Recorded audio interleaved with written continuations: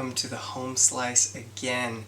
Today I just wanted to do a bit of a more long-term sort of review of the KaBar BK7 that I bought and sort of contrast it to this Ontario Spec Plus Alpha Kukri that I purchased. I bought these two kind of as competitors to see which one makes the best camping knife. And I have to say that the results that I anticipated were very different from the results that I got. I bought the BK7 looking at the edge shape thinking, wow, this would be good even for like food prep tasks. It would be a very versatile edge, and it is a very versatile edge. I figured I would like this better for camping, and I figured that for work where I'm chopping a lot of thick brush, I would enjoy the Kukri, being that it's got an extra inch of blade length and that forward lean, which puts the weight further out. I figured it would just be a monster of a chopper. However, this knife weighs about 340 grams or 12 ounces. This knife weighs about 230 grams. I don't remember how many it is. Well, I've officially moved to New Zealand now because I couldn't remember how to think in ounces. But anyway, the Ontario Kukri is about 8 ounces, so it's about 50%-ish lighter.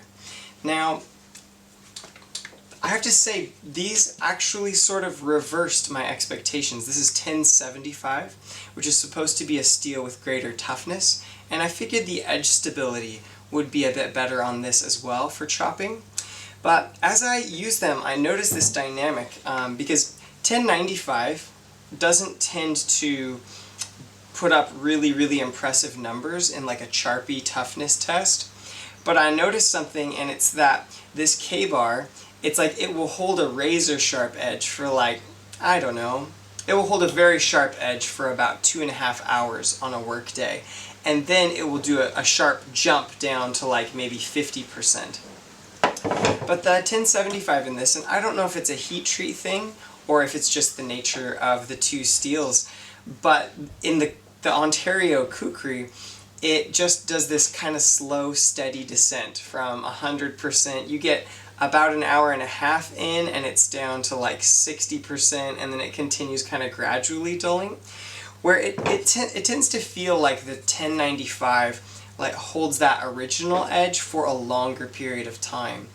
I also noticed that I was looking at this handle, and that rubber overmold just looked like so beautiful for like chopping work, and I thought I was going to really like this handle.